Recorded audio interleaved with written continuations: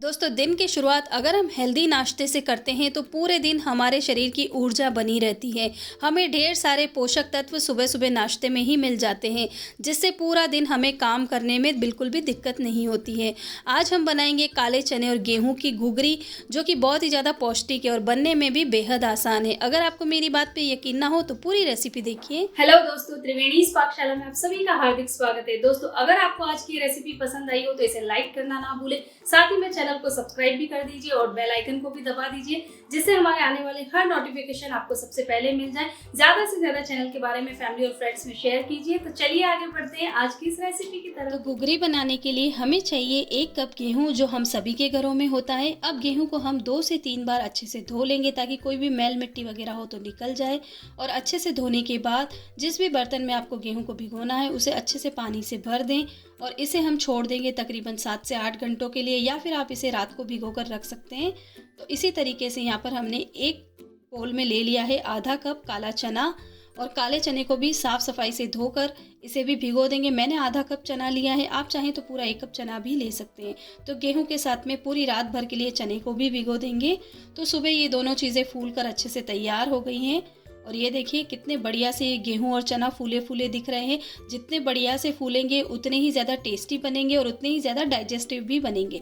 आप हाथों से इस तरीके से तोड़कर देखेंगे ना, तो आपको लगेगा कि ये आसानी से टूट रहे हैं, और जैसे ये पकेंगे उसके बाद और भी सॉफ्ट हो जाएंगे। तो चना भी यहाँ पर इसी तरीके से सॉफ्ट हो गया है, क्योंकि काफ़ी अच्छे से भीग चुका है। तो अब हम इस पानी को छान लेंगे, और इस पानी को कभी भी फेंके नहीं, पौधों में डाल दें, क्योंकि ये पानी भी हेल्दी होता है। अब हमने यहाँ पर कुकर में डाल दिए हैं ये गेहूँ और चना, और इसमें हम डालेंगे पानी। अगर आप अंदाजे से पानी डाल रहे हैं तो इतना पानी आप डालें कि आपकी उंगली जब डूबे तो उसमें 1 इंच ऊपर की तरफ हाइट रहे।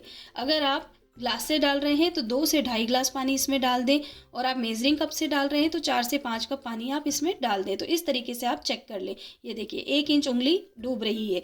तो बस अब हम इसमें 1 टीस्पून जितना नमक डालकर अच्छे से इसे मिक्स कर लेंगे और इसे गैस पर पकने के लिए चढ़ा देंगे। शुरुआत में आपको आँच को तेज़ रखना है। तेज़ आंच करके आप कुकर का ढक्कन बंद कर दें।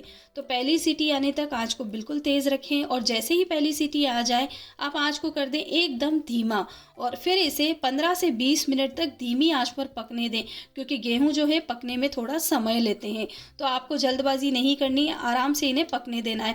आपके गैस की आंच पे भी डिपेंड करता है, हो सकता है 20 से 25 मिनट भी लग जाए। तो अच्छे से पका लेने के बाद और प्रेशर पूरा रिलीज़ करने के बाद कुकर का ढक्कन हम खोल देंगे, और मैंने इसे पूरे 20 मिनट पका लिया था, और ये अब अच्छे से पककर तैयार हो गए। आप देखेंगे कि गेहूं में भी क्रैक्स आ गए हैं, यानी कि गेहूं फटे फटे से दिखने लगेंगे, और आप जैसे ही उन्हें दबाएंगे तो ये एकदम से गले हुए लगेंगे। और ठीक इसी तरह चना भी एकदम गल चुका है। तो दोनों का ही टेक्सचर बहुत ही परफेक्ट है। अब हम इस पानी को छान लेंगे। इस पानी को आपको फेंकना बिल्कुल नहीं है, क्योंकि इस पानी में है ढेर सारा फाइबर और प्रोटीन। तो आप चाहें तो इससे सूप बना सकते हैं, या फिर किसी सब्जी की ग्रेवी में डाल सकते हैं। और कुछ भी समझ में अगर नहीं आता है तो आप इससे आटा लगाकर बढ़िया प्रोटीन वाली रोटियां बना सकते हैं। तो इस तरीके के पानी को कभी ना फेंकें, हमेशा किसी न किसी चीज़ में इस्तेमाल कर लें। तो फिलहाल इसे साइड में रखते हैं, और अब एक पैन को गैस पर चढ़ाकर इसमें डालेंगे 1 टेबलस्पून जितना तेल। तेल आपको ज़्यादा नहीं डालना है, बहुत ही कम डालना है। आप तेल में सरसों का तेल भी इस्तेमाल कर सकते हैं।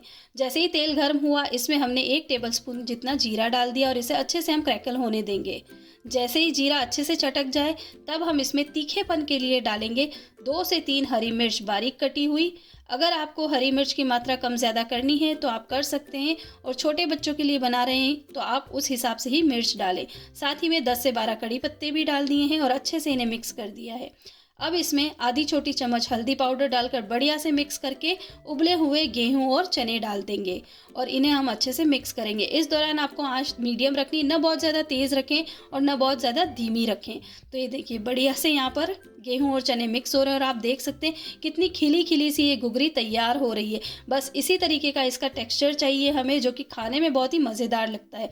अब हम इसमें थोड़ा सा नमक डालेंगे। हमने शुरुआत में भी नमक डाला था ना उबालने में, तो उस हिसाब से नमक आपको थोड़ा ही डालना है, ज़रूरत लगे तो और डाल दें। और अब हम इसमें डालेंगे 2 से 3 पत्तियाँ पुदीने की, जिससे स्वाद और भी अच्छा है, लेकिन ये ऑप्शनल है। दोस्तों ये नाश्ता खाने में जितना टेस्टी उतना ही गुणों से भरपूर है, क्योंकि इसमें है काले चने और चने में होता है ढेर सारा protein, iron, calcium, fibre, healthy fats और ढेर सारे विटामिन्स होते हैं, जिससे हमारा स्टेमिना बहुत ही अच्छे से बिल्ड होता है। वेट लॉस में भी आपको ये रेसिपी हेल्प करेगी और फाइबर और प्रोटीन होने के कारण बहुत देर तक इस रेसिपी के खाने के बाद हमारा पेट भी भरा रहता है। और सबसे अच्छी बात ये कि लो कैलोरी डिश है ये।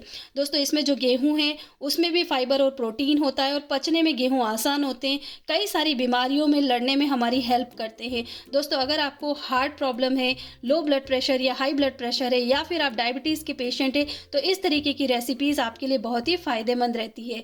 तो आप इस तरीके की डिशेज़ को अपनी डाइट में आराम से शामिल कर सकते हैं। आजकल कई लोग ग्लूटेन के चक्कर में गेहूँ खाना बंद कर देते हैं, पर ऐसा बिल्कुल नहीं है। अगर कोई भी चीज़ हम संतुलित मात्रा में लेते हैं तो हमारे शरीर में कोई नुकसान नहीं होता है। तो कोई भी चीज़ खाएं ज़रूर, लेकिन लिमिट में रहकर खाएं। तो यहाँ पर हमारी ये सुपर टेस्टी डिश बनके तैयार हो गई। अब आप इसे ऐसे ही इंजॉय करना चाहें तो भी कर सकते हैं, या फिर इस तरीके से इसके ऊपर डाल दें थोड़े से बारीक कटे हुए प्याज, थोड़ा सा नींबू निचोड़ दें, थोड़ी सी भुजिया डाल दें और थोड़ा सा हरा धनिया डाल दें और इसका टेस्ट और भी ज़्यादा बढ़ा लें। आप इसमें चाहें तो ककड़ी और टमाटर भी बारीक काट कर डाल सकते हैं, पर ये सभी चीज़ें बिल्कुल ऑप्शनल है, क्योंकि असली स्वाद तो गेहूं और चने का ही है और गुण भी गेहूं और चने के ही रहेंगे। तो यहाँ पर हमारी बहुत ही टेस्टी सी ये डिश बनके तैयार हो गई है। दोस्तों इस तरीके की चीज़ें जब आप बच्चों को बना कर देंगे ना, तो वो भी इसे खुशी खुशी खा लेंगे, क्योंकि बच्चे अक्सर ना नुकुर करते हैं कोई भी चीज़ खाने में, और फिर जब उन्हें भूख लगती है तो वो फालतू की चीज़ें खाने लगते हैं। पर इस तरीके की चीज़ें आप उन्हें देंगे तो उनका पेट भी ज़्यादा देर तक भरा रहेगा, एनर्जी भी बनी रहेगी और आलतू फालतू चीज़ों की तो याद भी नहीं आएगी। तो मुझे पूरी उम्मीद है आपको ये रेसिपी पसंद आई होगी। आप भी इसे बनाएं और अपने परिवार के साथ इसका आनंद लें। दोस्तों अगर आपको वीडियो पसंद आई हो तो नीचे दिए हुए सब्सक्राइब बटन को दबा दें, साथ ही में बेल आइकन को भी प्रेस कर दें, जिससे हमारी हर नई आने वाली वीडियोस आप सबसे पहले देख सकें। अगर आपको आज की ये रेसिपी पसंद आई हो तो ढेर सारा लाइक करें, अगर नहीं पसंद आई हो तो डिसलाइक करें। अपने एक्सपीरियंस हमें कमेंट बॉक्स में ज़रूर बताएं। तो जल्दी ही मिलते हैं एक नई रेसिपी के साथ, तब तक के लिए खाओ पियो और स्वस्थ रहो।